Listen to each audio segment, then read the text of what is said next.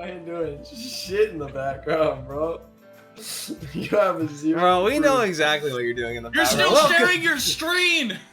Welcome, everybody, to the tavern once again. Let us turn down this music a little bit so we're not blowing out the shit, if that makes sense. Don't do that. Hold on. Where is it? Pull. Oh god. Hopefully my 47 PDFs don't crash my computer. Also, welcome in, Sharky. Good to have you here. You got your merch. Amazing. That's great. Hell yeah. He got his merch from the bundle. He said, I gotta love and appreciate the team for going above and beyond. The packages even addressed me as Lord. Yes, you know it, sir. As Lord? Hell yeah. Yeah, hey, he is a Lord. We are both Lords, fun fact. For Christmas, he bought me a plot of, like, is it a 1x1 foot or a 5x5 foot plot in Scotland where you can gain your lordship. So, yeah, you better have some respect. Put some respect on it, everybody. 1x1. It's 1x1. We have a tree that's 1x1 plot in Scotland or the Scandinavia region somewhere. So Scotland or Scandinavia. It's one of the two. Yeah, no. Well, that the echelon. Yeah, the greater portion. It's north. But tonight we will be going through more monsters because monsters are fun to talk about, fun to discuss. We'll probably, a biggest thing tonight, we'll be going through all the monsters that our good friend Connor used to try to kill our characters and successfully did in some capacity. And I actually have the Night Twist first pulled up here, ironically enough. So I was about to ask, wherever you wanted to start, I am good with. Oh, that's true. Yes, we will be going. Me and Sharky, we will be going to our plots, and we'll be actually digging up other people's plots. Oh, hell yeah, dude! And we're gonna be extending our reach slowly but surely. Yeah, just find out who your neighbors are, and just there's nothing more medieval than just taking over your neighbor and growing your empire. Yeah, well, That's I think what we'll do, I think we have like neighboring plots. So what we'll do is when our trees are fully grown, we'll build a tree house, and then we'll just keep building bridges to other people's trees and laying claim to their shit, and then we'll just have an empire. I would look into see if there's an obscure law of like ownership you can do. It's just like, yeah, I've been standing on your plot of land. It's illegally mine now. Yeah. All right, Connor, guide us through your horror. Hey, well, the Night Twist, and I will say, because we're going to go through the Night Twist, the Faceless Stalker, the Harvester Devil, and the Blood Elemental. All of these, none of them were originally D&D 5e. There is a YouTube channel I highly recommend to any DM out there, especially running 5e. It's just called Dungeon Dad. It's just a guy who just updates monsters. Oh, yeah. And he does a great job. He made these PDFs, and I borrowed them, because that's what they're there for. And I modified them only to serve the story, so I'll go through whatever small things I edited here. The Night Twist I did change up a lot, mainly for flavor reasons. Also, did you send them to Logan? Nope, they're just you. Okay. let me forward that over. I just sent it to you because I was just getting it ready, but Logan looks so disheveled, bro. I know. Hey, how are we gonna tell this man to save and quit his project and then go? Yeah, just sit there. Just sit quietly. I closed that shit, man. Hey, also, you're right. It would be disrespectful not to cause problems in Scotland. It is Scotland, right? That's confirmed. I think I'm pretty sure it was Scotland. Scotland sounds right to me, but that I does sound also right. am not there. Perfect. I will be right back. I'm taking a call. Oh my god, he's abandoning this already. Don't worry. I know what this is. It's blackmail. I haven't given him the PDFs yet. All right. Now he has them. All right. That's. I think. While he's gone, I'm gonna read through these little kind of like notes that kind of give the context here. The mournful okay, so this is a Night Twist. This large black leafless tree is characterized by unnatural and unsettling shapes. It radiates gloomy twilight, nightmares, and sorrow.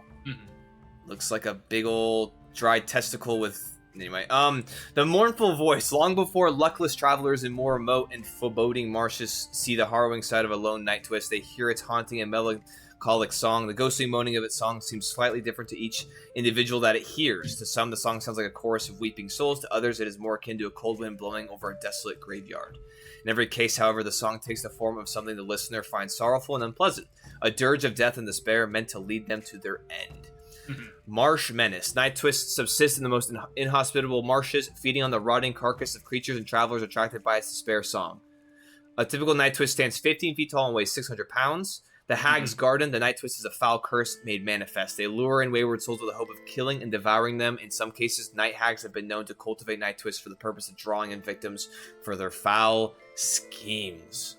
Yeah, I love everything about that. Obviously, the only thing I wouldn't even say a change, but just how I did Mournful Voice was obviously a lot more specific to the characters. Like I didn't change it up. It wasn't like somebody hears wind, somebody hears chanting. But you guys all heard the same thing, but like the effect it does when we get to the actual Death Curse trait. Despair Song trait. That's when I was getting very specific about things. And I had you guys build your characters with this monster in mind. Right. Yeah. Also, the Hag's Garden, I love that. We have spoken before. I'm a huge fan of hags. You're a pretty big fan of hags yourself. Yeah. So I managed to have a hag story without a hag there. You know, just by bouncing around everything they do. The hag was in Todd's backstory and Gallon's backstory. She wasn't even a hag; she was a witch. Okay. Yeah. Depending on how hags work in your worlds or anybody else's, witches could become hags. Depending on how things go. But in my mind, there was never a true hag anywhere. There is a bunch of the darker side of Fae, I guess, magic going on. But I will say, cool, if we get into the meat of this thing, armor class 15, pretty good. Hit points, obviously the hit points we ran with were higher, but just sitting there at 184. More interestingly, and something I did not use, the speed's 10. This thing has a movement speed. Yeah, I was gonna say, I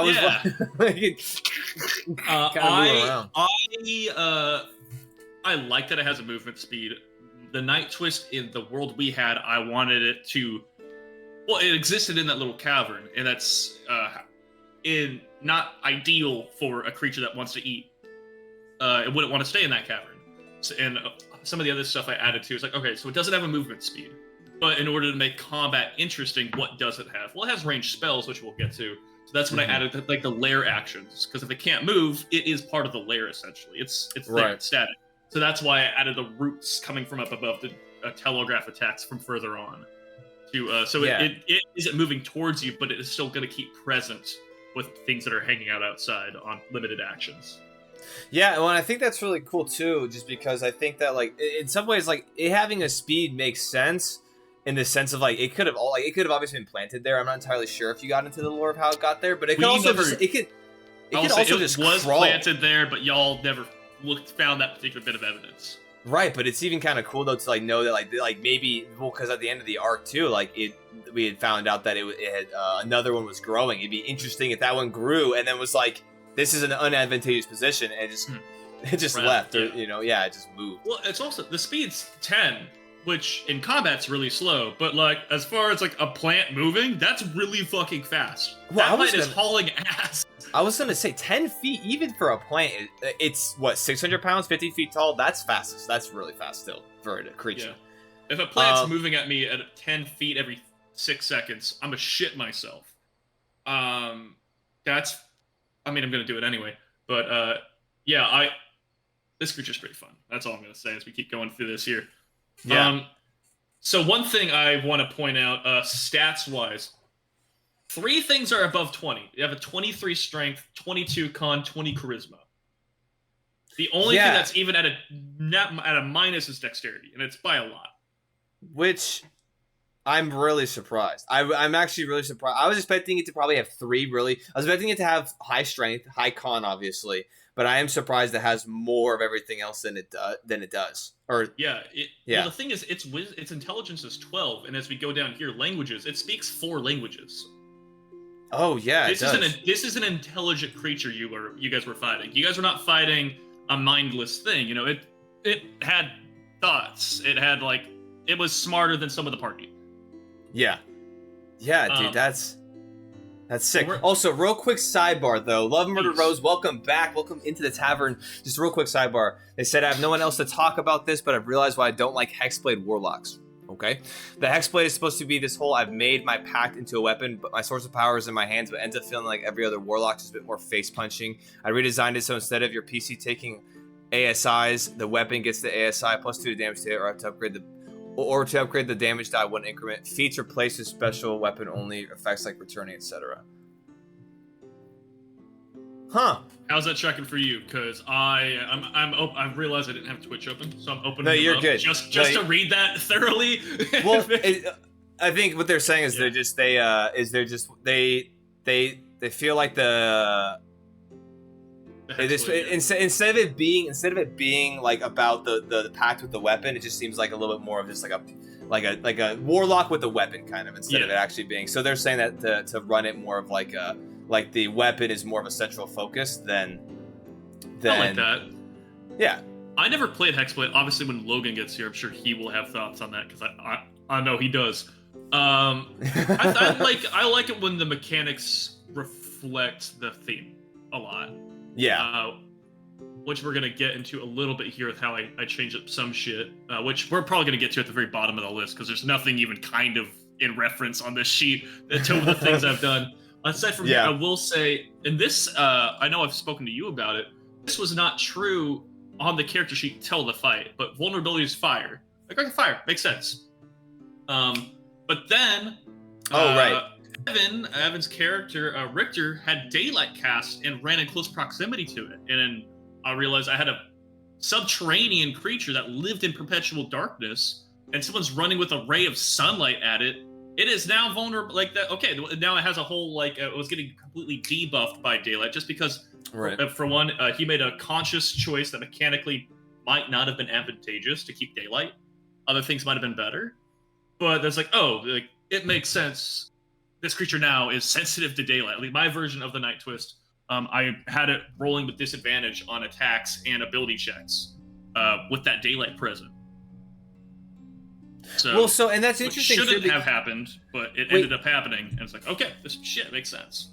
But that's cool, yeah. And I think, it had like sensitivity to that, but did it have radiant vulnerability, or was it just the sensitivity to like the? It did not. It did not have radiant vulnerability, because in my mind, radiant is kind of like it's more like a holy type of light. It's more of like the antithesis to like darkness, and this is necrotic energy is true for this creature, but it didn't. This is also like, it's still, if we go to the creature's type, it's a large plant. It's not like a fae. It's not like an apparition. It's a plant. It's an evil plant. It sucks, but it's a plant. So the vulnerability of fire, which you guys also exploited pretty well, especially you, obviously getting the actual kill on it. Yes, sir. Yeah. Well, I'm looking at it here too. It's what's crazy as well is that and this, I find this to be a little bit strange, but it appears that all the saves are calculating proficiency, which I think is kind of insane.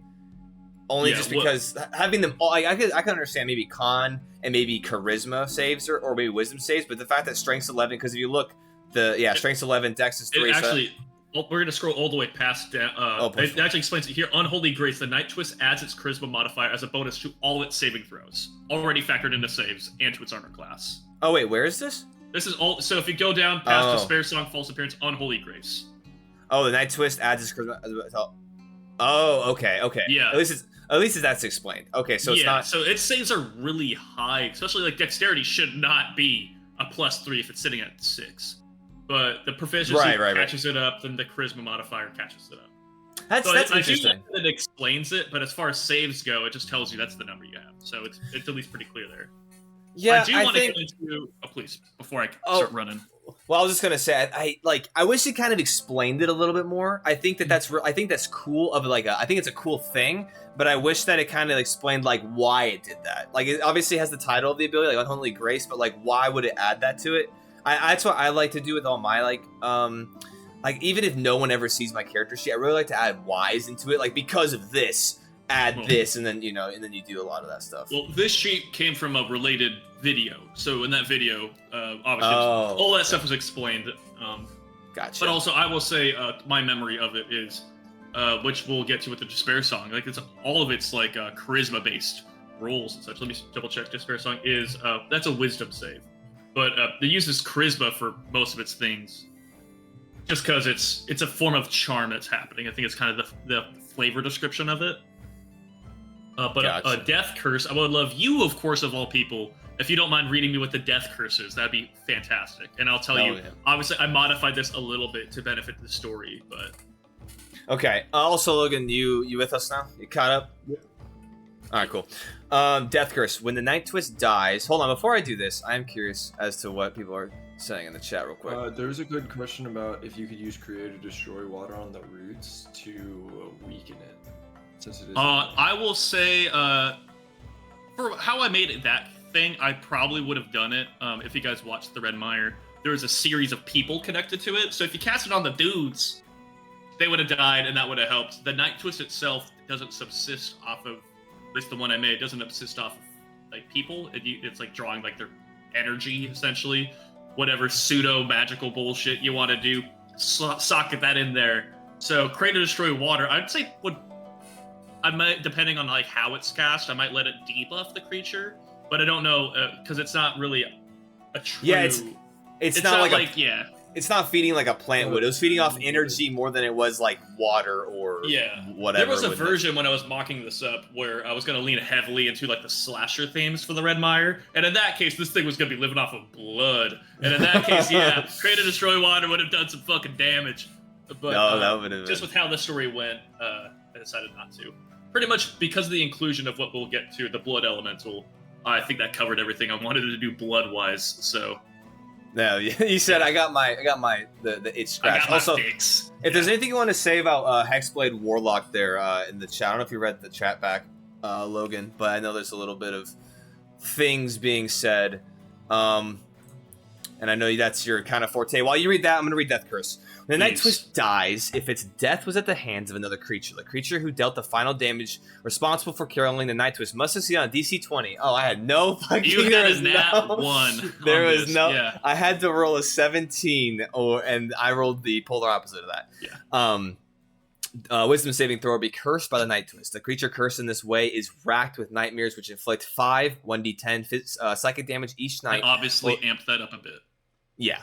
Each night while the creature is sleeping, the victim is also denied the benefits of a long rest and must make a DC 10 saving throw to avoid exhaustion. The DC did away increases with that for story reasons. Yeah. Oh, okay. The DC increases by 1 for each night the creature remains cursed. A creature who does not sleep is immune to the curse. Who does not sleep is immune to the curse. However, the elves are still subject to its effects during meditation. The only way to remove the curse is the casting of a remove curse spell or equivalent during the victim's slumber while they are plagued with nightmares. If the victim dies while under the curse, the new Night Twist springs from their corpse after 1 month. The new Night Twist sapling appears to be a normal plant until it reaches maturity. So, obviously, just explaining the mechanic stuff of that, because of the story reason during the wrap-up and such, because this was happening during the epilogue, I dropped the DC, I upped the damage. At that point, I honestly thought Evan's character, again, Richter, I thought he had removed curse on him, so I was curious to see if that came up. But how this death curse is written, I like because it's an arc. It's like a story beat. A character can survive for a while like this. Right. If you're passing your DCs and such, you're still going to be able to sleep, but it's going to get worse and worse and worse. And like for a lower level party, that's going to be a crazy thing to deal with. Even a mid-level party. But Remove Curse is obviously a level 30 spell, so... Well, yeah, and I think, even also with the you also got rid of the DC, like you just were taking exhaustion points too. I got rid of the DC because, for one, there's a concept of kind of like a primordial Night Twist that I kind of like the idea of being a more ancient one. So I had that in my mind, and I wanted this creature to be the genesis of the next creatures. I had in my mind whatever's going to happen with the Death Curse would be a more expedient process. I didn't expect it to go the way it did, as most things happen with the epilogue, which I appreciate. Obviously, I also did away with the 1 month. When the victim dies, a new Night Twist springs from the corpse after 1 month. I made it 7 years. Let's drag this out. 7 years. Oh, did you specify 7 years in the epilogue? Yeah. I don't remember. Oh, you did? I believe so, yeah. At least it was in my mind. Dude, I was saying so much stuff. I was still mourning Lambert and Gallon, so...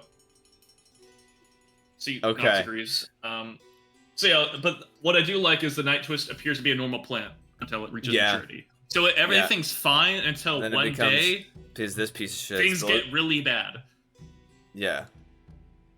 I will say, when it comes to the Despair song, you guys never had to deal with the worst part of this mechanic, aside from the story beats. But, okay. So I'll read this off real quick. But the Despair song, which is what happened there with all the happening and everyone fucking losing their mind.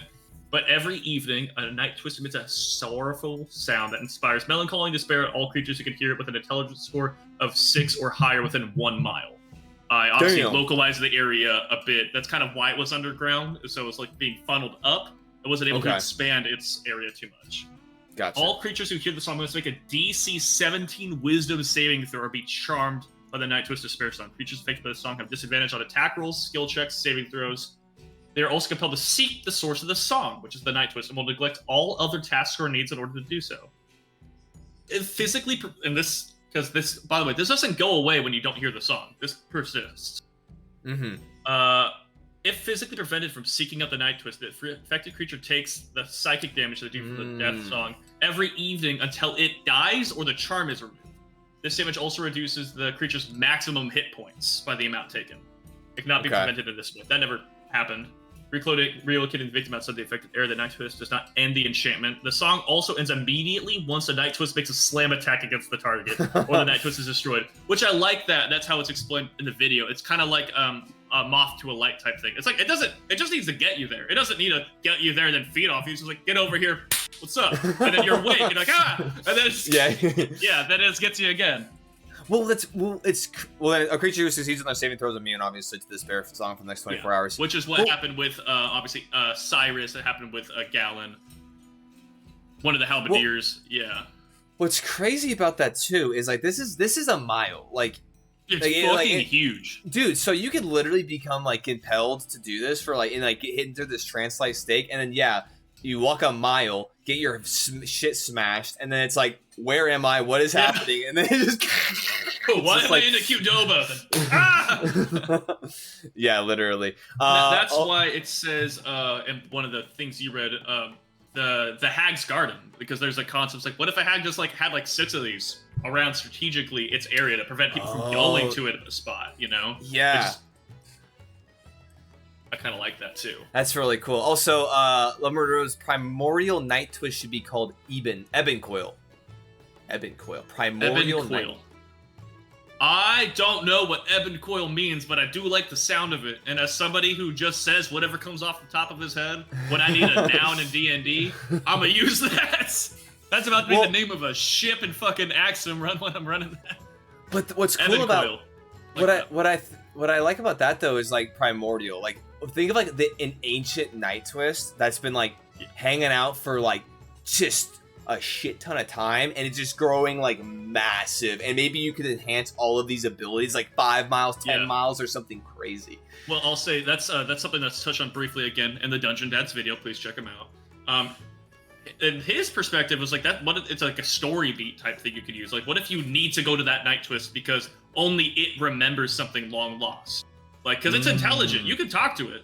Right. Yeah, but also like, what if it like is harboring the thing? It grew around some artifact, and that's partially why it's so powerful. Like, it's been out kicking it for years, centuries, depending on how old it is. Like, now you need to kill it, gut it, get the gauntlet of Ooge Badooge, and you know.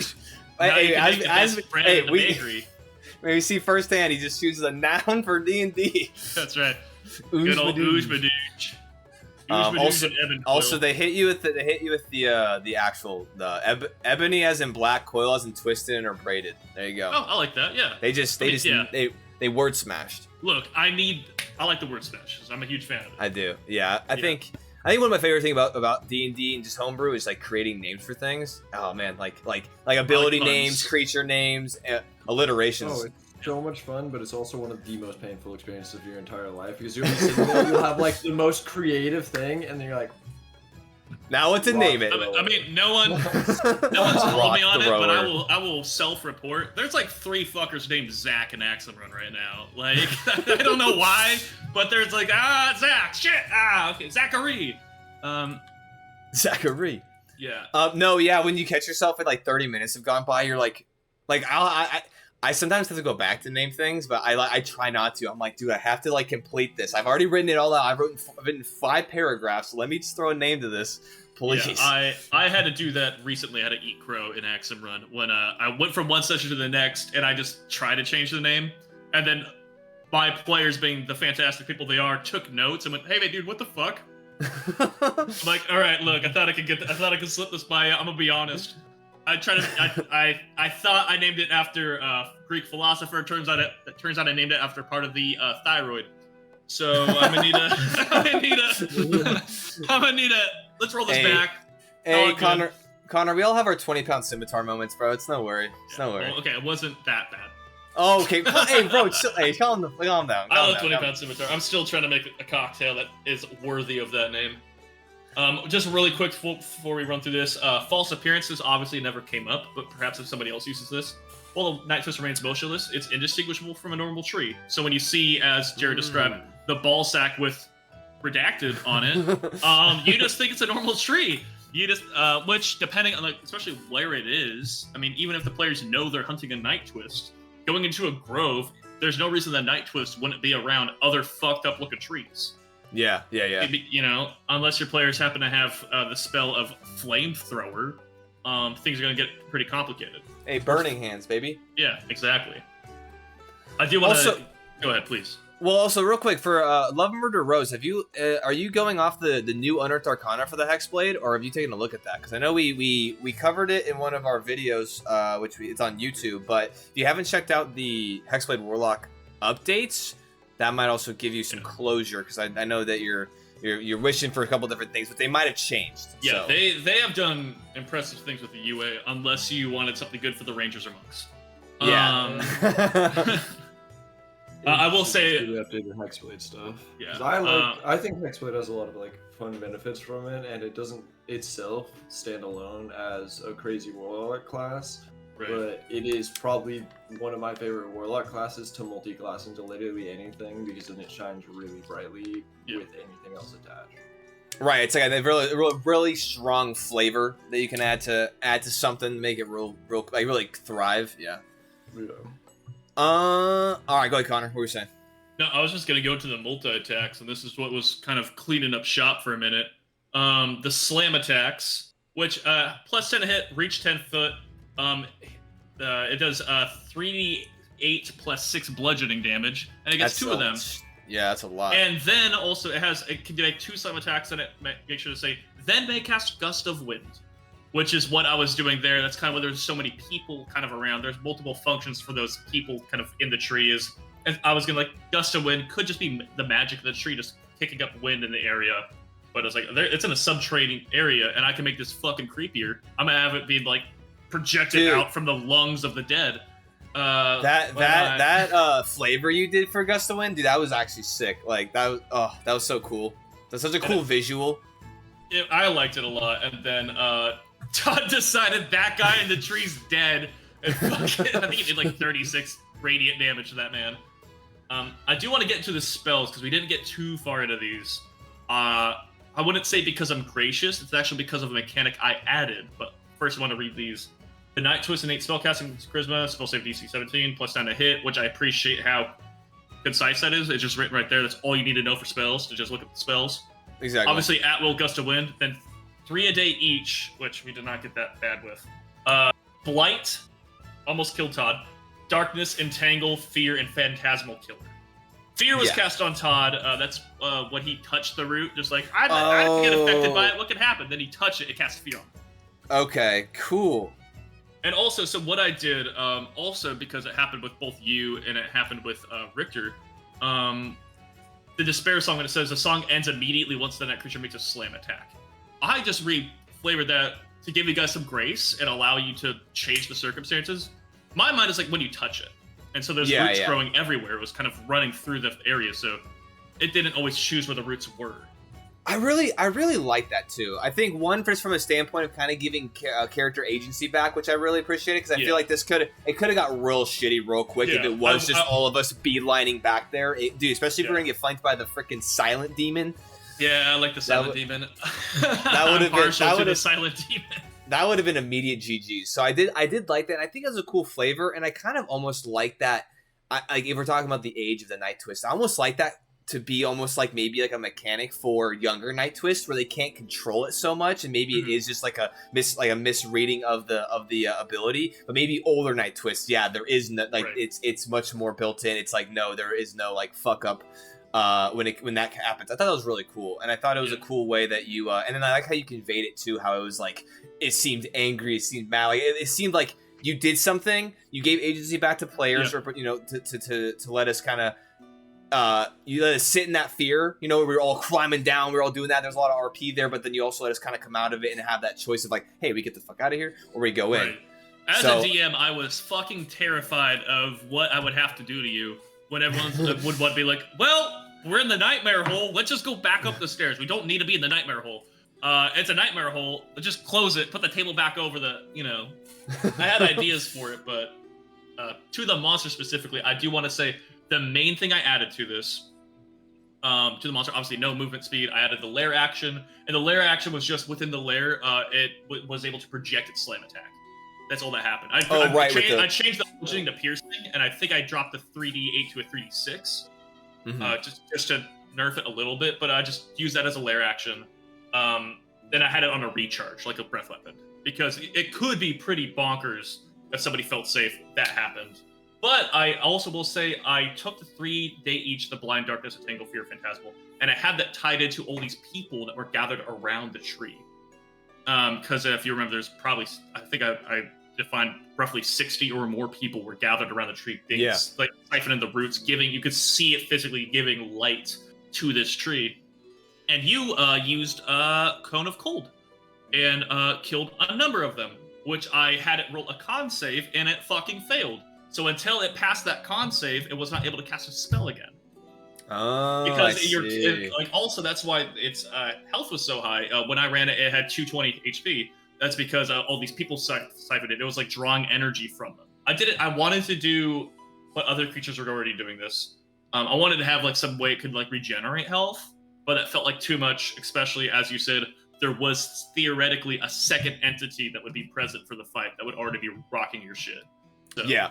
Which, again, shout out to Richter in his god tier perception checks, seeing the silent demon in the room and going, hey! Wait a minute, yeah. Hold up. Why does he have my name on him?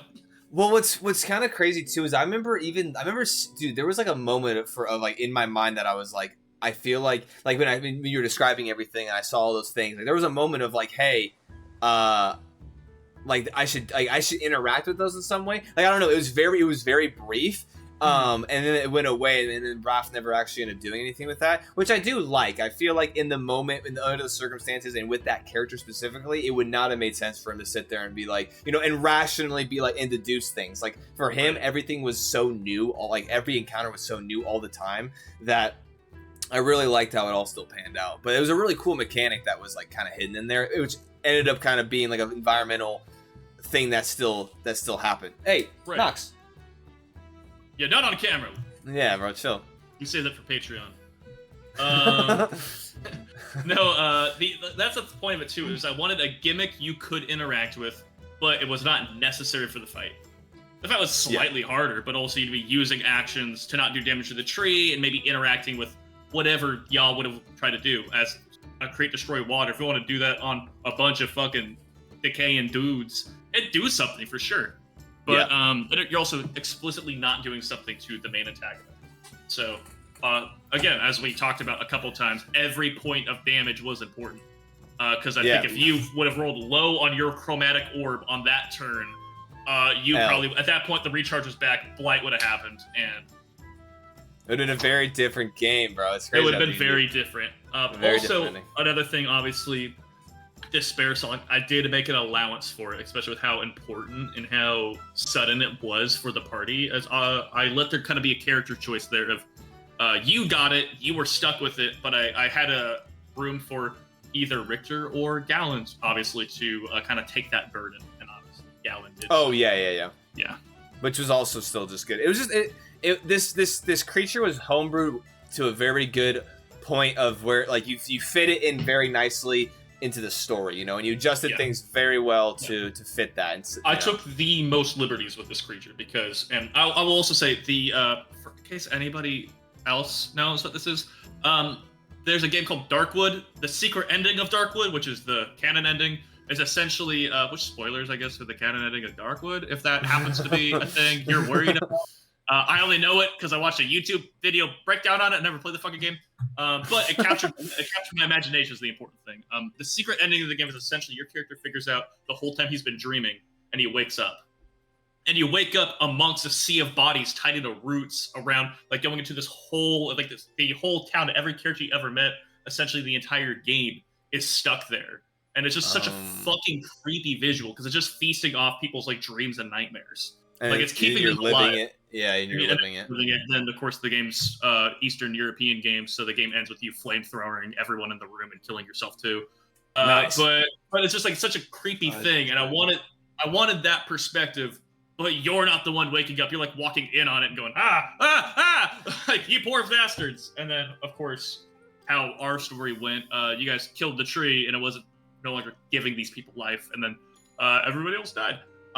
So the Red Mire kill count was pretty low until you include mass death via no longer getting photosynthesis from a tree and a dam breaking. Oh yeah, dam. That's right.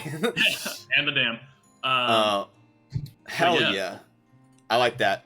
That was cool. Good. I like that a lot. Yeah. All right, what's next? Whichever you like. Faceless Stalker, Blood Elemental, Harvester Devil to a lesser extent, as that was kind of a character I used. I did play by its rules, but let's do the Faceless Stalker. This one I had the most fun with by a lot. I will say, biggest thing, this is, I believe, an aberration. Aberration, yeah. I changed it to undead specifically because Corey's character, Cordell. What? He had a whip, and he wanted it to have an ability to detect life. We worked into undeath, and at that point, I had no plan of having an undead creature in the game. But then I'm like, well, let's have it detect these guys. Yeah. And making them undead made enough sense for what I was doing, and it was the most stressful fucking game I ever ran. This session. For any of you who watched the Red Mire, the dinners scene, which everyone's moving around, everyone's running around. There's the thing with the whips kind of glowing, softly glowing. Everyone's getting fucking weirded out. There was only ever 3 other people that were at the hunting party in the keep, because all 3 of them were Faceless Stalkers that kept changing personas and personalities. The Baron never existed, the Watchman never existed, Daniel never existed, Cedric never existed. They were all Faceless Stalkers, just changing themselves in and out. And the thing that was muting their powers was one necklace they were sharing. So keeping track of that, to make sure I'm being honest to the story and the logistics, the pain of the ass. Wait, it was 3 necklaces, right? Nope, there's only one necklace. They kept changing it. They kept like handing them off to each other if they knew someone was going to be in your proximity. It's because, like, when I described the necklace that said, like, the Daniel had looking just like the Barons, it's because it literally was the Barons. Right, but okay. It was actually, if I recall, in that particular case, I think it was the same Faceless Stalker. Okay. Yeah. Gotcha. You actually, I will say, I believe you or Gallon briefly overheard a conversation, which sounded like Cedric and somebody, and what they were talking about was exchanging the necklace to give to somebody else because they wanted to keep that. On the well, I thought they had 3 of them because there was 3 of them in the room, so there was 3 Faceless Stalkers, but only one had a necklace. Because they only needed one to mute the effects. Oh, of all of them, it was an aura. Yeah. Okay, gotcha. Okay, cool. Yeah. Anyways, a lot of backstory for our campaign stuff, but I enjoyed it. It was a good time. All right, going through this stuff. Let me read this real quick. Let me read this lore here. Oh goddamn, Ugothel? What'd you say that? Whatever. As Faceless Stalkers call themselves, are one of the many tools created and then discarded by the Obelisks in their long war against the surface dwellers. Scorned by their former masters when the scheme for which they were designed unraveled, the Faceless Stalkers fled into swamps, marshes, or any other dark, wet places they could find. the closest they could come to the aquatic cities they once considered home. Horrible about another setting type deal. So yeah, horrible transfiguration. Originally designed to serve as spies that could walk uncontested among the air-breathing races, Faceless Stalkers adopt new forms by reshaping their skin and contorting their rubbery bodies. This painful process takes approximately 10 uninterrupted minutes and is not something that you, enjoys doing. A Faceless Stalker typically seeks a private place to transform, avoiding even others of its own kind.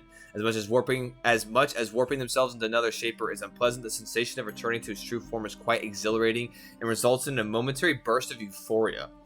Unique diets. Faceless Stalkers cannot digest solid food, even when in the form of a creature with a mouth. Instead, they subsist on liquids, including blood. In their natural form, they have 3 hollow tongues, which they use to penetrate and lap blood from their victims. Most Faceless Stalkers wait until a victim is helpless or asleep before attempting to drink its blood, since this imposes the lowest risk. That's fucking gross. You guys never went to bed, so a lot of things never happened to you. Oh, dude, ew, God.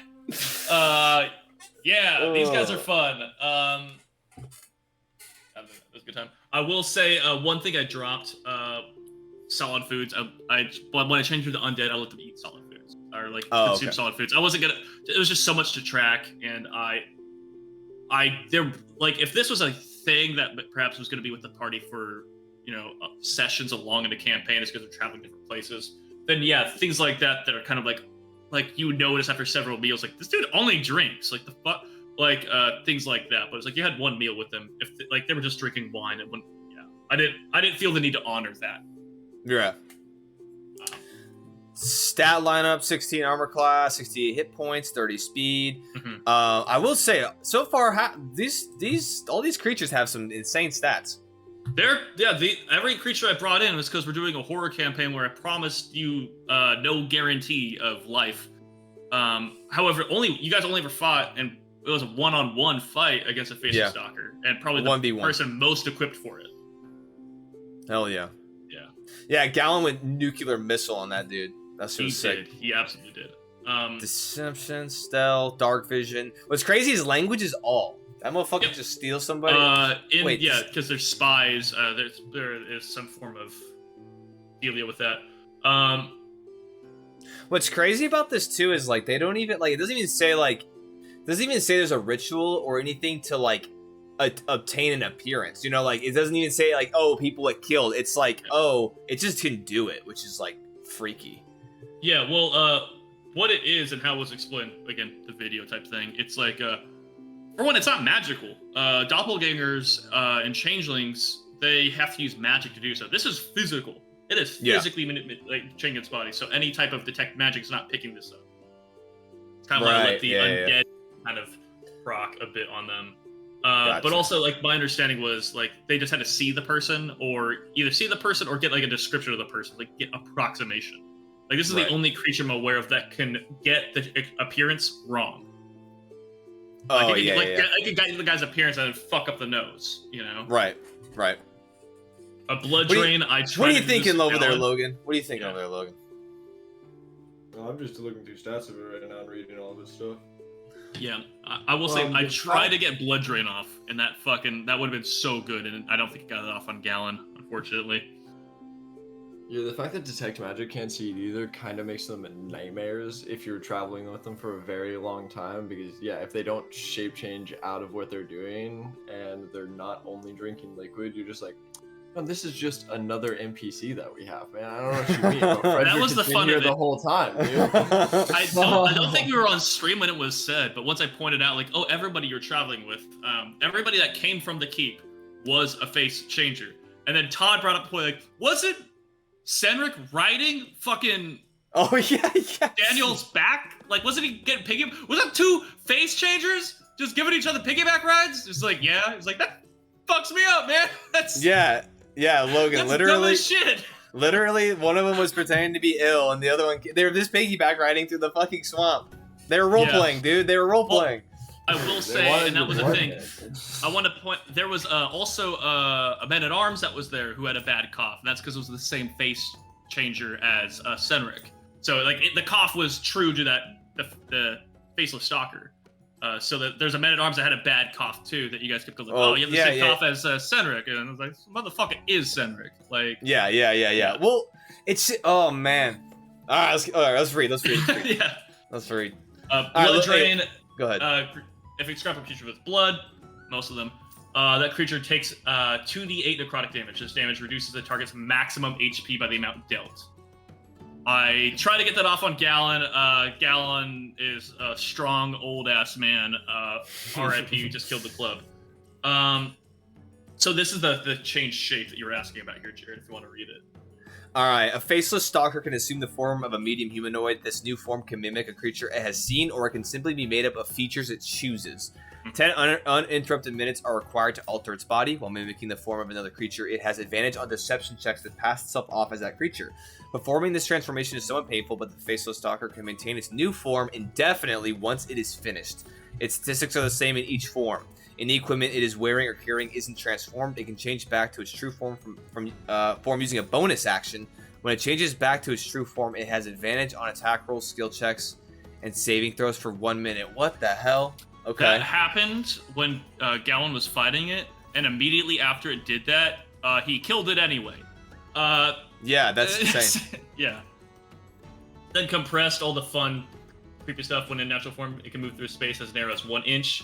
Faceless, one essential for the Stalker, has no discernible facial features. This grants it advantage on saving throws to resist being blinded, deafened, or against any gaze attacks that rely on the Stalker's sight. So, Basilisk isn't petrifying it as easily, I guess.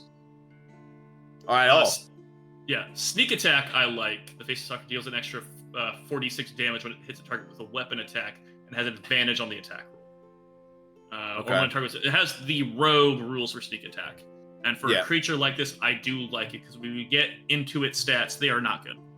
For its actions, they're not good. This base. Yeah, it just has a bunch of cool stuff, but at its base form, it can transform. Then it has 2 attacks as a medium humanoid. But the role playing that we got out of it was nice. I enjoyed it sincerely. Well, I think that I think what's cool with these ones too is like it'd be really cool, and it could have been something obviously panned out if there had actually been a group of them. But like if there's a group of them and like they were all like working together to grapple and hold and restrain and do stuff, like I would even like I think it'd be pretty cool too if the blood drain, right? You could even stack that. So say one Faceless Stalker is holding somebody, you could, in theory, if you wanted to homebrew it, have another Faceless Stalker be able to come up and also utilize this just for like that added kind of lethality. Yeah, that'd be pretty good too. What's also kind of freaky too is like the fact what's also freaky with this is just the fact that like it said it has like tongues. Those must be some sharp ass tongues, bro. Just out here just ripping into your skin. Well, also, because this was brought up again in that video or in the comments of it, just because I like reading through those because it just gets your brain going with creativity. And someone brought up like I was like, oh, I used a creature like this before, and the party thought like they heard about people being found with blood drained in a city, and then when they went to investigate, they found 3 holes in the neck. And immediately everyone's like, all right, hold up, what the fuck? It throws every expectation out the window. Obviously, nowhere near as dangerous as a vampire on paper, but the ability for shenanigans, as Logan was saying, like if this guy doesn't want you to find him, you're not finding him. Exactly. Also, like in a group, they are definitely way more deadly than anything else. Yeah, story-wise, only 1 attacked, and the other 2 got away. They ran off. They're somewhere. Maybe the dam killed them. Maybe it didn't. They got out. Yeah. Hopefully they're dead. Hey, it's up to you, man. It's your world. Yeah. We'll see. I'm gonna take a brief intermission and pee real good and hard. But whatever creature you'd like to do next, I'm here for. Actually, let's shoot this over. Logan, what is a creature in D&D that you love, my guy, that we can kind of go through in this as Connor is see you, Nox. As Connor's taking a quick intermiss here. A creature in D&D that I love. We can even go over Myconids if you want. We did do it that one time, but if you want to hit it up again, we can do that. I love using Myconids not for like actual like monsters for people to be fighting, but I love having Myconid colonies for people to run into and then just be like, I can't bring myself to kill this thing, man. Yeah. I can't do it, dude. Because I usually have them modified in their. Where's my monster manual? So I need to look through and. The thing is I don't have any creatures I use all that often when it comes to like creatures. I really like kobolds for intro monsters rather than just like shoving goblins at people everywhere you go, because I love the pack tactics of you being like, this isn't that bad, you know, we're pretty high level adventurers, and then you get swarmed by like 6 of them and they all have pack tactics and you're like, okay, Right. you know what, this is a little bit bad. I'm getting consistently shivved in that 20 by these things. Well, Right. yeah, I mean, if we could even do, because I want to say one of these books they even advanced kobolds. Where was it? Where's Kay? So I was really liking too, like setting up dragon layers. Just recently I was running an encounter with a dragon, and having kobolds like moving through the tunnel system before you even get to the lair of the dragon was a lot of fun. Yes. Yeah. So actually, if you have Volos on 165, which I'll pull up real quick, we can go through those because they actually advanced. They advanced the or they added a bunch of them. I really like it when in like the additional books that they come out with, when they like expand even more roles within certain groups. Like they'll do that with orcs. They'll do that with like just kind of different creatures. So do you have Volos, Logan? You do? You say you do or do not? I don't. It's a good book. Damn. It's probably my favorite of them. 165. I want to pick up Volos and I want to pick up Mordecai's Monsters of the Multiverse. Those are 2 that I need to pick up. All right. Well, if you have the stream pulled up, I mean, I have it on the stream, so, yeah, because they have a bunch of different ones. So I say we just, since you missed the last one, let's go through these guys right here. So the first one, and we'll just kind of shoot through these, and we'll jump back to finishing off the Red Mire creatures.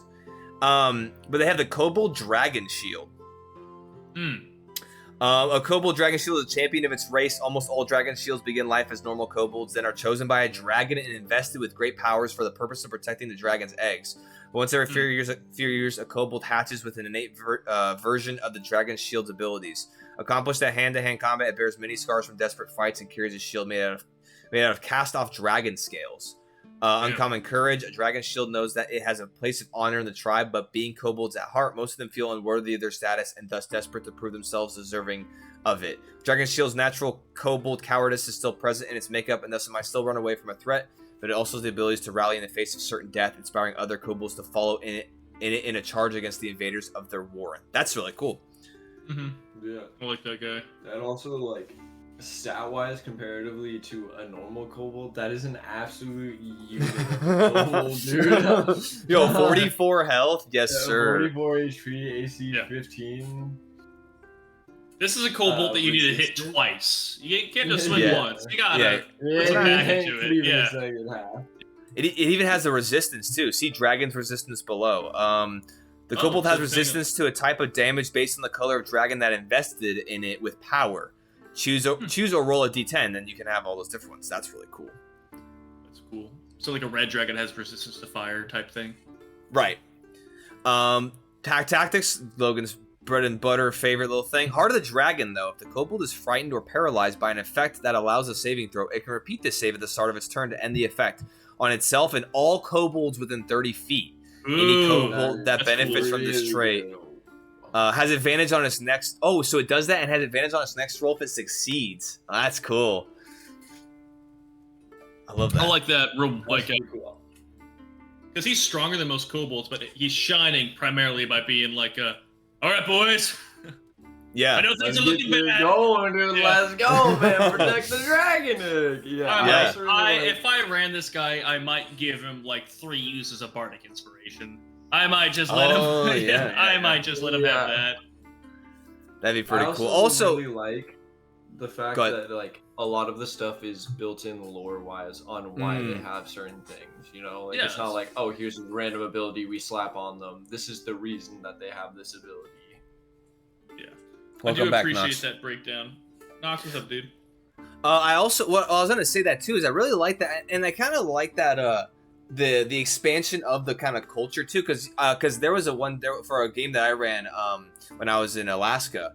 yeah, there was kobolds kind of up into like in a dragon's lair, and the dragon was like an injured dragon. It had taken like heavy like damage in this past, and so it actually used kobolds to kind of like, you know, do a lot of its legwork because it was hurt.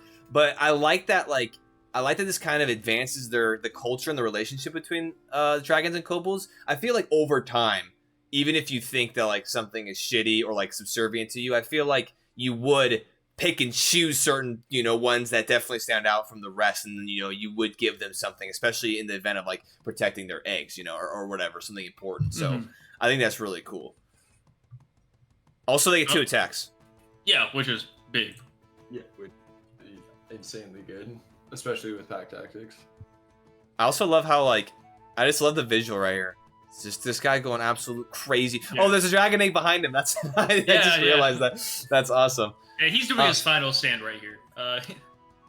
There's a paladin with like smite queued on a green, reeling back right at him.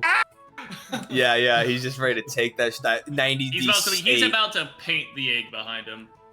Yeah. You will not take this yet. Just gone. One cleave, dude. I think the one I liked more than that one's really cool, but I think I like the one more than that is the Kobold Inventor. A Kobold Inventor, crafty and with quick hands, builds improvised weapons in the hope of gaining some new advantage in combat. An inventor captures bugs, scoops up exotic dungeon slimes, and claims the best stolen goods as ingredients in its experiments. Its creations are sometimes comical in appearance, but like kobolds traps, they work a lot better than the materials would suggest. An inventor's new weapons last for only 1 or 2 attacks before they break, but might be surprisingly effective in the meantime. Most inventors are skilled enough that their improvised weapons don't backfire on them, but other users might not be so lucky. The weapons don't have to be lethal. In many cases, one serves its purpose if it distracts, scares, or confuses a creature long enough for other kobolds to kill the enemy. In any particular encounter, an inventor usually has 1 or 2 improvised weapons at its disposal. That's pretty cool. That's a lot of fun. To have with a creature. If you're getting attacked with a fishing line with like a sickle on the end, because this guy's here. Chain frying pans together, but nunchucks. The kobold cannon was something that was used in one of our campaigns that a kobold inventor made, where they would just like put kobolds in basically a giant expo and launch them over walls. Like, oh hell yeah, to siege cities, dude. Well, I like we can't get in normally. Stuff them in a cannon, fire them out, wrap them in burlap, hope it softens the landing. Well, what I like about this too is I feel like this is like kind of a thing that people kind of homebrewed for a long time too. I feel like kobolds, because I mean, even inherently in their lore too, they are like makers of traps and stuff like that. So people, I feel like, have already kind of done this. So it's cool that they flushed it out. And actually, looking down here, they seem to have pretty similar stats in line with other kobolds, but they have 1 to 8 random items. They have alchemist fire, basket of centipedes, acid, green slime pot. Oh, I read a Dungeons Master guide thinking that was one of their items, and I was like, that's crazy. One's ascending to godhood. Yeah, whips out a DM guide. The rot grub pot, scorpion on a stick, skunk in a cage, and wasp nest in a bag. That's so cool. The kobold uses one of the following options. The kobold can use each one no more than once per day. Nice.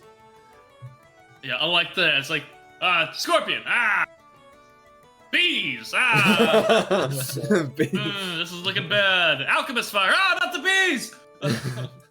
I also like that he's got a teacup smashed through his wrist. You see that right there? It's got like he just went, all right, what's up?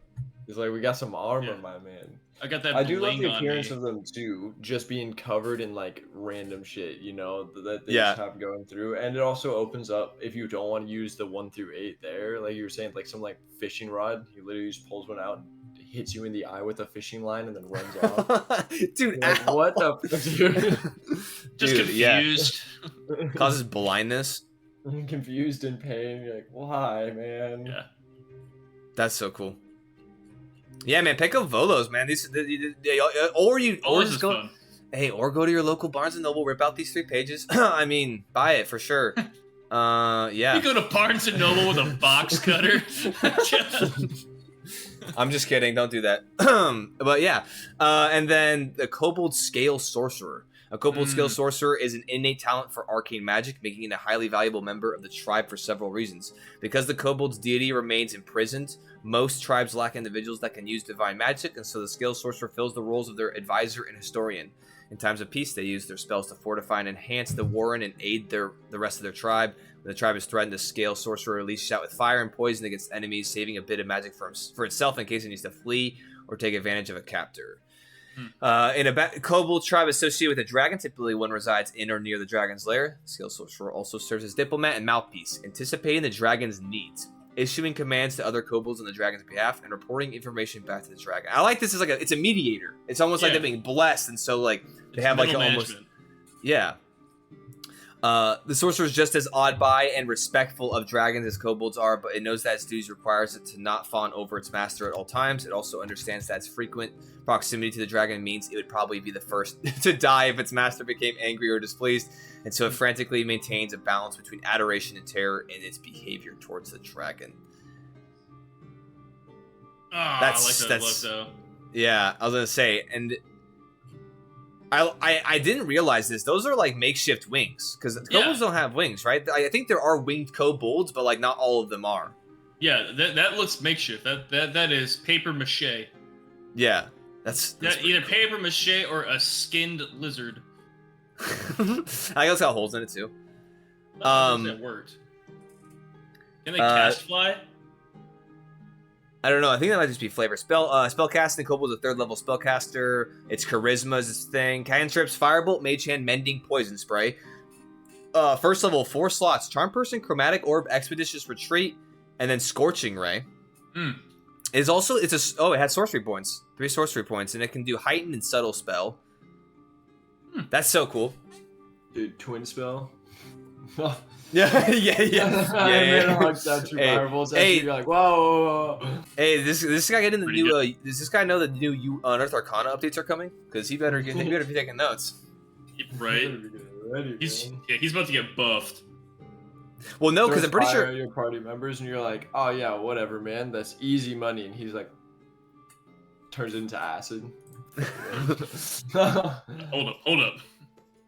Well, you could definitely overhaul this though too, because Heightened Spell is 3 sorcery points, and I think that's dropped to 2, or if not 1, I want to say in the next edition too. So I believe so. Yeah, a lot of them are 1.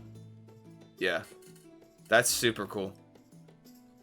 All right, Kobolds, everybody. That's pretty cool. Also, dude, they've got also a good list. Just like that's not a bad list of spells for a minor spellcaster. No, well, they're fun. Well, it's crazy because they have also like 4 slots for 1st and 2 slots for 2nd. Like Scorching Ray is not a small spell. That is a lot of damage. No, you are getting hit by damage if you're getting hit by a Scorching Ray. Yeah. I think Scorching Ray, oh man, especially in Baldur's Gate, Scorching Ray is such an awesome spell. I love Scorching Ray. Dude, it's so good. I love having it for Baldur's Gate, man. You're just like, well, nothing else seems to be working. You just blast something with Scorching Ray, and you're like, effective as always. What I love about it too... Go ahead. I was just saying, as much as I love spellcasters, I have no spellcasters in my party in Baldur's Gate. Oh, nice. It's just everybody has a great sword. Well, I have a ring that gives people Scorching Ray, even if they're not. They get one casting without being a spellcaster. Well, what I love about, but I think my favorite part about Baldur's Gate is the machine gun effect of it, because you do it and it's just. And if you do it at higher levels, it's just like shoot. It's just machine guns them, and you're just like, yes. It just fires. It looks so nice. I mean, my only spellcaster has Smite, every variety of it. It was like, what spells would you like to prepare? And I was like, Smite. I was like, anything else? Nope. Every Smite in the game, man. I'll have a diet Smite, the spicy Smite. I also take the strawberry Smite. Thank you. Hell yeah. Can I get a Smite on the side too, if I could? You know? Yeah. Smite to go. And it does. Oh shit. Okay. Nice. Well, there you go, Logan. Now, if you weren't already like keen on buying Volos, now you have to. I definitely will grab Volos. I really like. Don't do the box cutter thing. All right, let's keep on chugging along with these Red Mire freaks of nature. Blood Elemental, I'd say, be good to go here. It's a fun one. I forgot how much I did change little bits about it. All right. If you want to go ahead and read it some more. The visual of it, I changed a bit. But I do like this haunting fucking face it made for the Blood Hunters art on the top. A partially coagulated mass of blood stands 12 feet tall before you. A vaguely humanoid shape leaves bloody footprints as it steps closer with an expression of horror simulated by air bubbles rising where its face should be. An unmistakable odor similar to that of oxidizing iron fills the air. The creature lets out a gurgling wail before moving to attack. So, it's gross.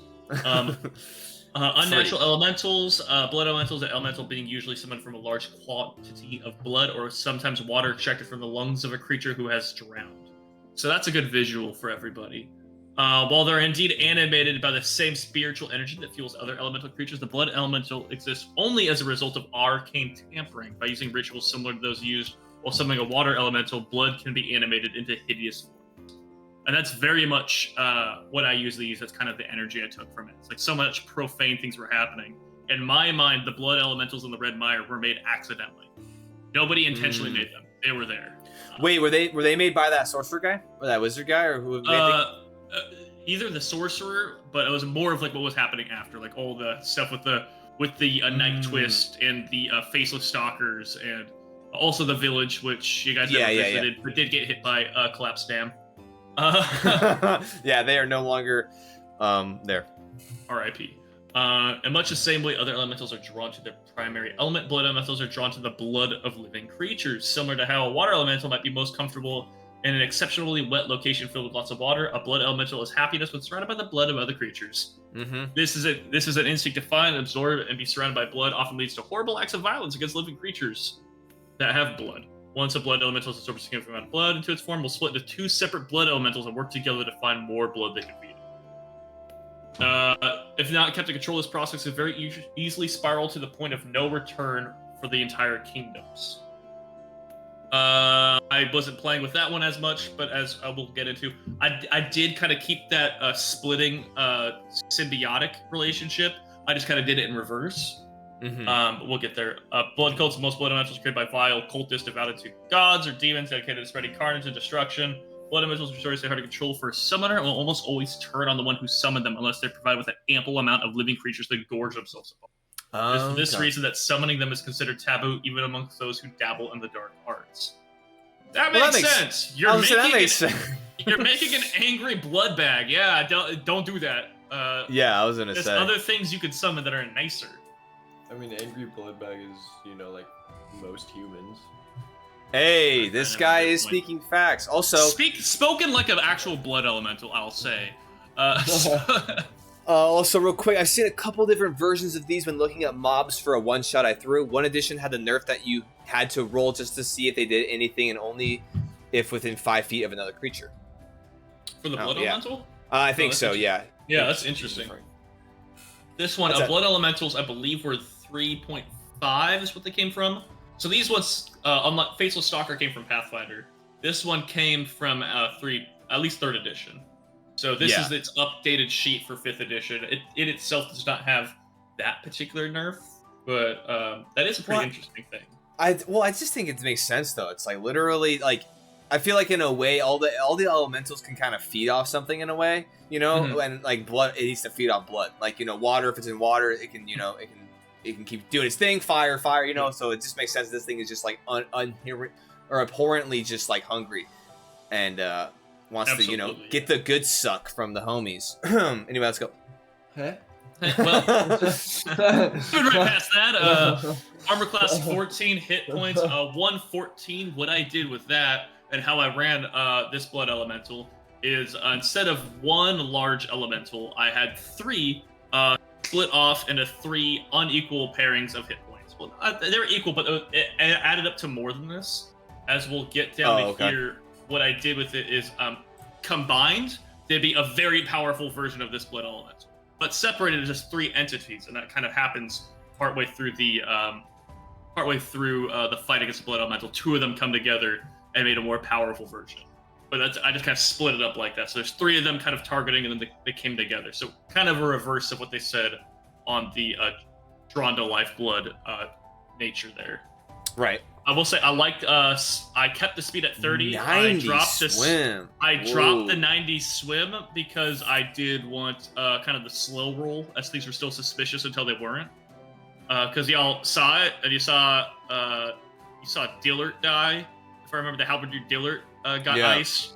Yeah, smoked. Also, imagine this thing just like, well, if it had 90 feet, bro, if we would have saw it and it just would have been, and just things would have gotten more out of hand more quickly, which is fine. But this is the first actual fight of the arc, so I wanted there to be a little bit more slow roll, and also for you guys to you guys hadn't used those particular characters yet, so you guys can figure out how they move in combat. Yeah. Once again, incredible stat lineup, which I am a little bit surprised because I feel like I'm actually just going to compare them real quick. I feel like in the Monsters Manual, even like other elementals even other elementals aren't as keen as these, so I'm curious comparing them. Elementals actually have a pretty decent stat block. Yeah, I was going to say, this is challenge rating 5, if that's going to change anything there. Well, so actually, no, well, okay, this is what I was thinking or looking at was all of like their stats are pretty good across the board except for intelligence and charisma, and even this one has a charisma of 19 for some reason. Intelligence I don't know why it's charisma so high. I will say mechanically it never fucking came up. Right. I think I almost feel like in a way I feel like this might have like some of these stat allocations might have been just for like saving throws. Maybe it's just for like one of those things where like it's not based in like RP, but it's more based on like mechanical things. But yeah, because like across the board, air elemental 6, intelligence, earth 5, fire 6, water 5, and then charisma is all this ranges from 5 to 8, and wisdom's 10. But yeah, so I would say this stat block is something that I would definitely adjust if I were to even just if I were to do it, but still. Yeah. I mean, I changed it. Obviously, the charisma being 19 never came up. Its intelligence is a bit too high for me, too. Yeah. I like a more kind of opposite of the Night Twist. I like the idea of it not just being smart. Blood Elemental does not need to be smart to me. Exactly. I did love its damage resistances, though. Bludgeoning, piercing, and slashing. It's water. Immune to poison, obviously. Its condition immunities are many. Cannot be exhausted, grappled, paralyzed, petrified, poisoned, prone, restrained, stunned, or unconscious. This motherfucker don't sleep. It can't sleep. It doesn't need to sleep. Languages primordial obviously never came up. Dark vision 60. We're gonna get into some of these traits, and some of them came up. The best one it had was this close to happening, and then Corey playing Cordell saved your guys' ass. So we're gonna get into there. I just read ahead, and nauseating blood sounds horrifying. But I dropped that entirely. I completely dropped that. Okay. I won't get there. Well, blood form is pretty simple. It can enter hostile creature spaces and stop there. It can move through into spaces narrows 1 inch wide without squeezing. So yeah, it could just it doesn't need to stay 5 feet away from me. It can just get there. I believe water elementals have the same thing. Okay. Nauseating blood. When a creature enters a space occupied by the blood elemental starts its turn there. So, for instance, if it walks over inside of you, which you can do, it must succeed a DC 15 con save or be poisoned for 1 minute. Creature can attempt a saving throw again at each of its turns. Once a creature has succeeded a saving throw, it's immune for 24 hours. Okay. Obviously, I brought up poison to be a much bigger thing in this arc, so I wanted to drop nauseating blood. Seemed like a very disinteresting way to do that. So I just didn't include that. There's a lot of other things going on with this monster, especially when I spread it out. Blood drain I kept, and that's what kept them in the fight for quite a while. Okay. Whenever the elemental deals necrotic damage, which is most of what it does, to a target that has blood, which is most everybody, it gains a number of temporary hit points equal to half the damage dealt, and the creature's maximum hit points are reduced by the amount of necrotic damage they've taken until they finish a long rest. So, it did some damage. I dropped the until a long rest, because this was the first fight, but it was healing. When it was swinging, doing damage, when it dropped the halberdier, for one, it got hit points back, or it got some hit points because it was a split up quantity. It was getting what are those things called? Those all right, let's go ahead and continue. Okay. I don't know. I forgot. One thing I did here, multi-attack. I split it up. There's 3 of them. When they combined all together, it would have been 3 attacks off of one creature. That's about it. I kept the stats the same though. Melee weapon attack, 7 to hit, no reach on it, but 2d6 was for bludgeoning, and then 2d6 necrotic.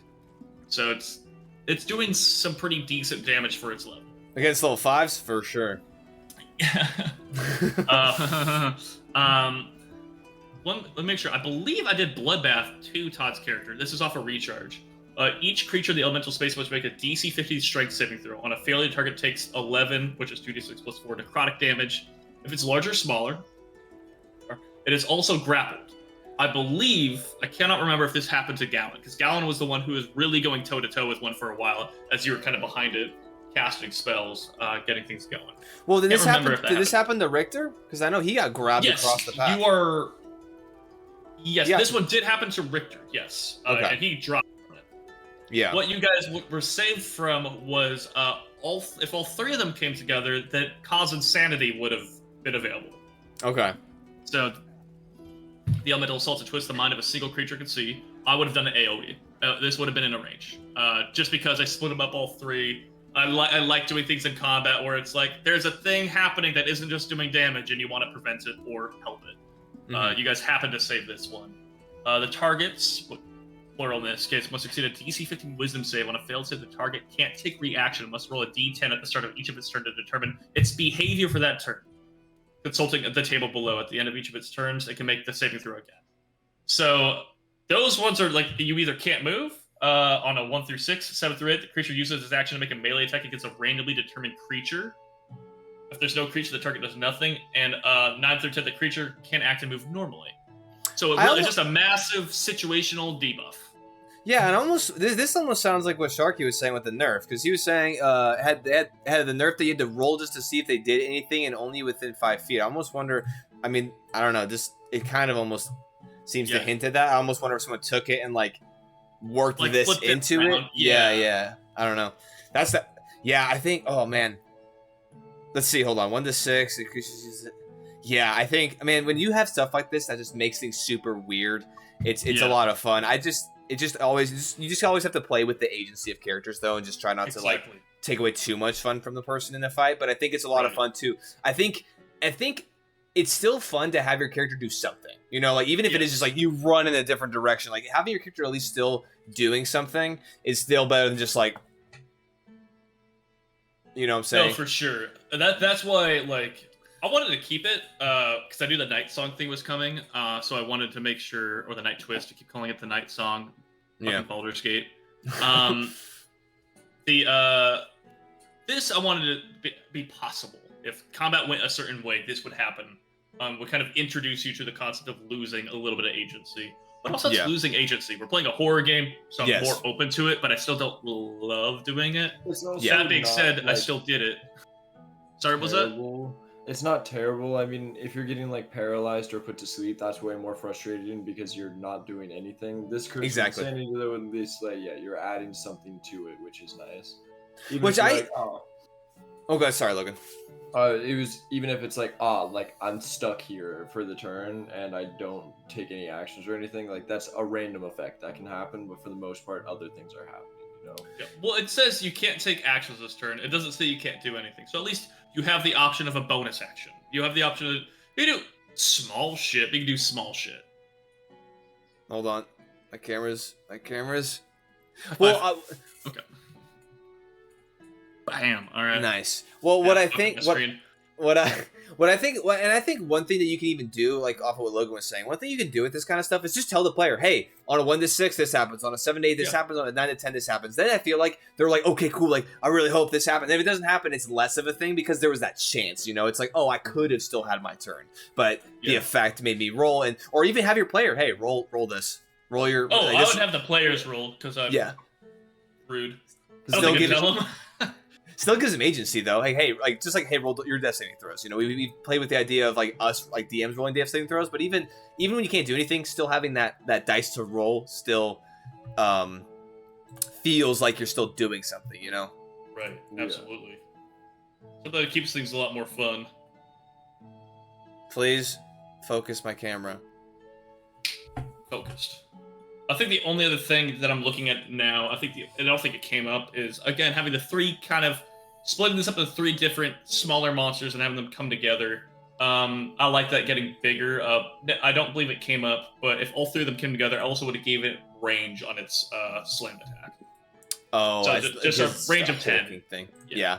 Just it's growing, it's getting bigger, it's getting more fucked up. It was a nice intro to Hell that you guys were in.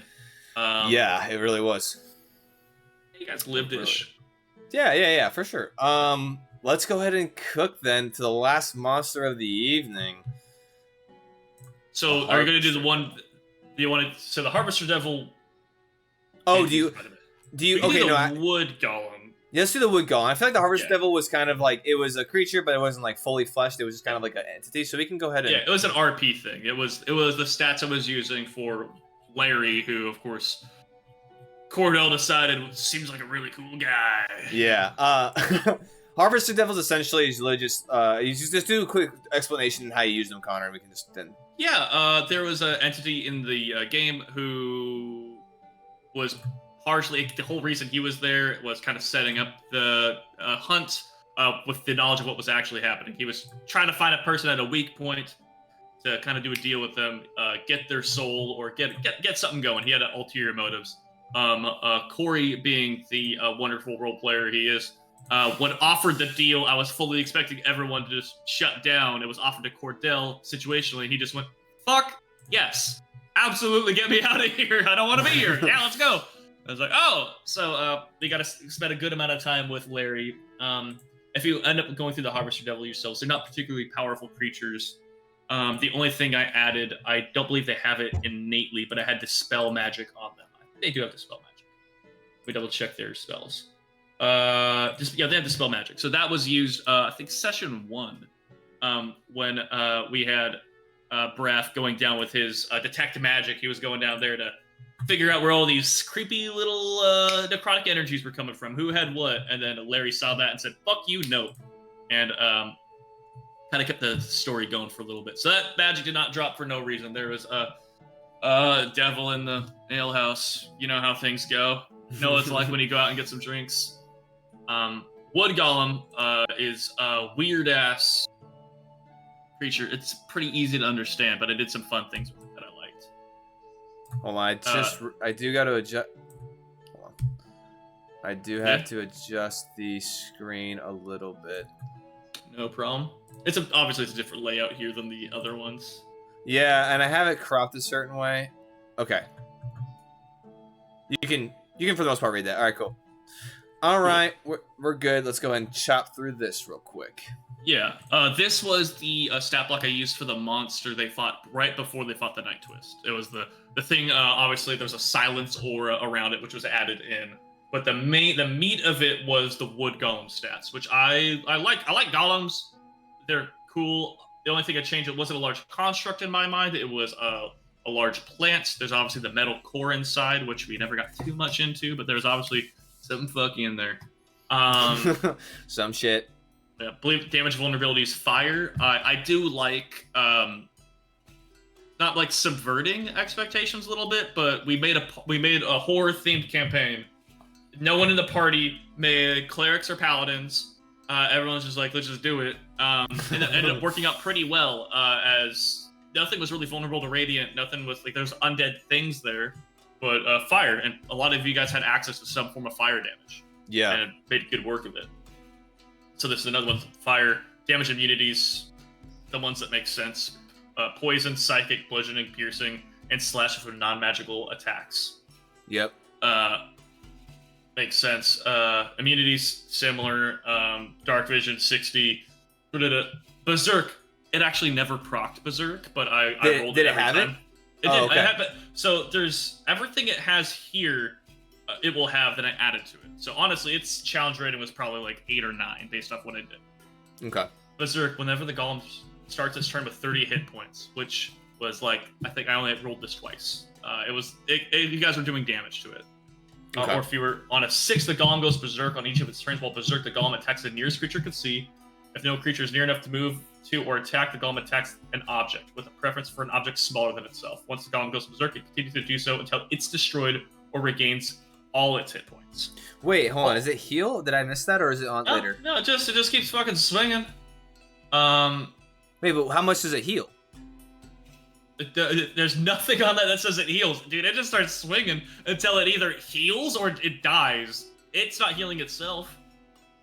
Oh, like, okay. So okay, I'm looking for like a linked ability where it starts to heal, but it's just it doesn't. So the only thing Berserk would have made is pretty much Richter was running between his legs every once in a while. Richter would have got fucking clobbered even harder than he would have got punted into the ceiling. Because obviously Galen was the one doing a lot of damage to him. Right. In the fire, this one actually you used to great effect as well as Richter. Oh, nice. Because it not only when it takes fire damage does it have vulnerability, it has disadvantage on attack rolls and ability checks. So it was on fire for a minute. It's still rolled pretty high. Magic resistance, magic weapons. You can't alter its form. Multi-attack. Well, real quick, I do really like when creatures have immutable form. I think that's a really fun just thing. I don't know, like because I know a lot of constructs can have it, depending on them. But I do enjoy that. It's just like a fun thing. It might not always come up, like but I think that's cool. Anyway, I do like it too. Actions. The one thing I changed here is I had 2 versions of the slam attack. Same stats and everything, just one of them. Auto grappled, which is a thing that a lot of creatures have. Yeah, so it had the first attack was the auto grapple, the second attack was the normal slam.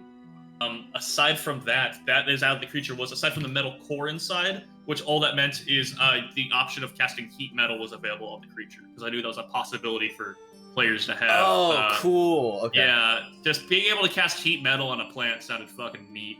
But it also gave birth to a child though too. Yeah, well that happens. The metal box was actually a baby carrier. The thing inside was also it never really came up, but that thing, especially when it collapsed the tower you guys were in the epilogue, it was silent then too. You guys weren't able to really determine that. It was the reason everything was silent in the area, and then it went inert when it dropped and then clawed its way out. Wait, but so what was that? 10-foot cone of dude, it was fucking, I don't know. Okay. In my mind, it was like a more fucked up like experiment. Like in my mind, it was like some experiment tried to be done with a night twist and failed, but not really. It was still useful, but it wasn't what they wanted. Like in my mind, if with kind of especially this golem thing wasn't normal. The night twist isn't normal. In my mind, if a witch looked at this, looked at that, and felt pretty technical, why not try make a fucking, what would a night twist golem look like? Let's try to make one of those. You know, like what would like this kind of like a shambling mound that also sings death? What if we could take this party and hit the road? You know, what if it's not shackled to it? And so in my mind, it was some version of that just did not work well, and it was an angry, pissed off little thingy.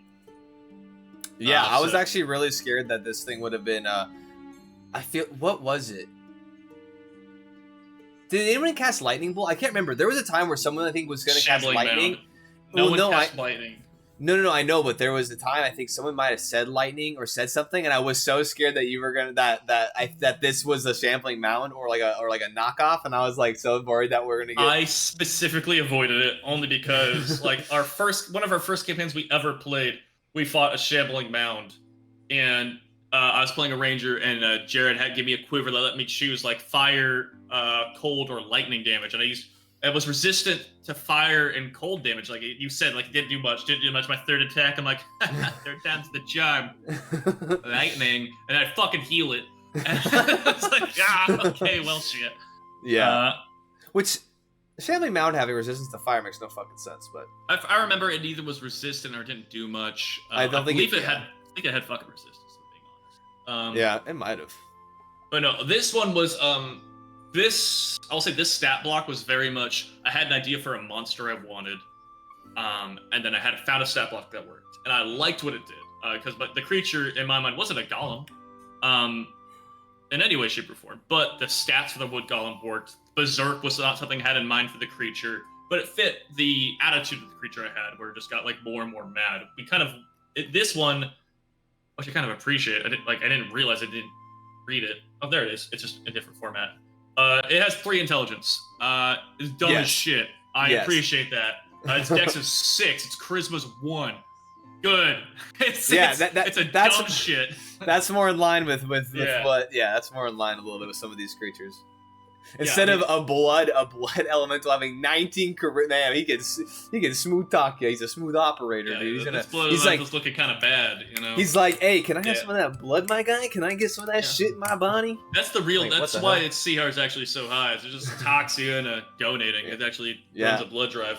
It drives the truck around and it's like, get in. Oh shit, I have to. Please give blood. No, I liked the Wood Golem. I liked how it played in the story. I like playing with AoEs a little bit that like don't hurt, but they debuff in a certain way. The silence one was a lot of fun. Rip Cyrus, he got ripped, but I just like those things. I tried obviously using silence when Galen was fighting the Faceless Stalker that was the Baron. But obviously he was casting concentration, so it dropped pretty quick. Yeah. Because I will say the reason it cast silence is so it didn't have anything covering its ears. It didn't know when the song was going to start playing, and the Faceless Stalkers were susceptible to it too. So that's why there was like cotton in the ears and such. He's just like, I just don't want to hear it, and I'm about to do some shit. Cool. So that was half the reason there. They're all dead. That was half of it there. We played a lot of sessions with not a lot of fights, and I do enjoy that because that was kind of the point of the game. Was like dinner was creepy as shit. That works for me. You know, walking through the woods sucks. It was good. It was a good blend of combat but then also RP and a paranoia. And I really do love how the team composition came together just to like there's obviously certain things like obviously Braff having fire, Gowan having certain things being a blood hunter. There's things that were advantageous, but nothing that was like what a cleric or paladin could have done, where they pulled out the Uno card that said some shit's fucked up, and then that would have been up. The gig was up. I really like that. It was like we don't know, and then Corey having a wit. It's just Well, that's why the necklace was present for the Faceless Stalker. It gave that kind of false positive, like you didn't know what was happening. Because if someone cast like detect good or evil, it would give kind of a flickering like you shake the magic 8-ball, it's like inconclusive type thing. The only other creature which never came up, but I do want to say, is blights, fun little woodland spirits. They were there, or yeah. Those were the things I gave them the Kenku Mimicry ability. So that's what was calling to you from the woods. With a human voice, calling for help. It was mimicking the people it killed. Damn. So yeah, there was a version of the game I've said before where you guys decided to go to that village, and a very different type of the blights would have been a bigger part of it. But no, I think the scariest moment in the whole arc for me was when I didn't know it was the guards in the guardhouse above the thing. I thought the keep was a fucking undead entity itself, and I was like, this is gonna get real weird. This is gonna get bad. I would have liked to have seen the stat block for an undead keep, but I guess they have next time. I thought about having like pretty much a haunted house here at the but hey, we still can. We still can. That's a Halloween Wall one of shot. Flesh is one of my favorite I think 3rd edition monsters. It just is a wall of flesh. Have fun.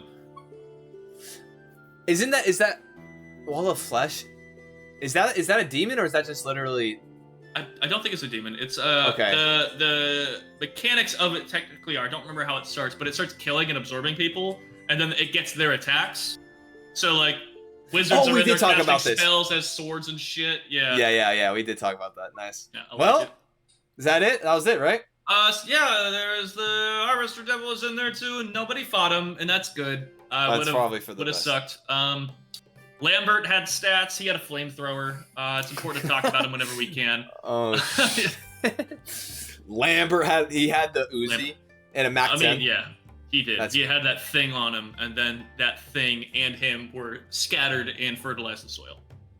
Nice. Yeah. Also, if all of this makes no sense, then go watch the Red Mire Hunt. It is on YouTube. Our series. It will make less sense. Yeah. You'll be scared and more confused. Yeah, dude, Connor. Honestly, the Red Mire Hunt was sick. So I'm happy to hear it. And I think a lot of the adjustments for a lot of these things, and you tied into the story well. So honestly, good on ya. Good shit. I would say, like, especially with what I did with the wood golem, if anybody's sitting there, it's like, I have an idea for a creature, but I don't have an idea for the stats. Just that kind of nail down, like, oh, what, like, creature type you want, type thing, and, like, how you want the attacks to go, and then just look online. I didn't know wood golems fucking existed until I went looking for, like, what I wanted for that creature. It was like, oh, okay, and then everything that sat on the paper works, and then I just added the couple things I needed, took away, in this case, I didn't take away really anything from it. Or even you can do that, or you can also even just like find something that replicates that emulates this and steal some of the abilities and just steal some of the stats and build that. Yeah. A lot of fun. Logan, any advice? Last minute creature building advice? No, most of the time I'll just go through the monster manual and I'll find something that like I enjoy the stat block for, and then I'll just read. Change its abilities and stuff just based off the lore of what I want it for the time. I'm like, man, that's a really cool orc that I do not want to be an orc, and so I'll just like grab it and I'll just go back through and I'll change a couple things from it. So it's not directly an orc, but gotta love reskinning. Was a very good template for creating custom monsters. Also, people who create an insane amount of monsters everywhere. I almost guarantee you anything that you want to find is probably something out there. It is out there. Yeah. Hey, shout out one more time to Dungeon Dads, apparently, who helped. Yeah, Dungeon Dads. Dungeon Dads. Good guy. A lot of fun. Dad. I'll say, just because no one's gonna likely check. The one that he released like 2 days ago is probably my favorite monster I've ever fucking seen, and it's one he made up. It's a Haggard Dragon. Holy shit, is it cool? Oh, damn. Well, if you have any interest in that, look it up. But that is all the time we have today for Tavernside Talk. So, once again, we always appreciate you guys hanging out with us at the tavern. Hey, also, Sunday, a couple of days from now, we're starting a new arc, Graveblade Inquisition. Check it out on the Twitch schedule to see when and where and how and what and everything. And yeah, hop in. But until next time, we hope you all have a wonderful rest of your evening, and we will catch you later. Take it easy, everybody.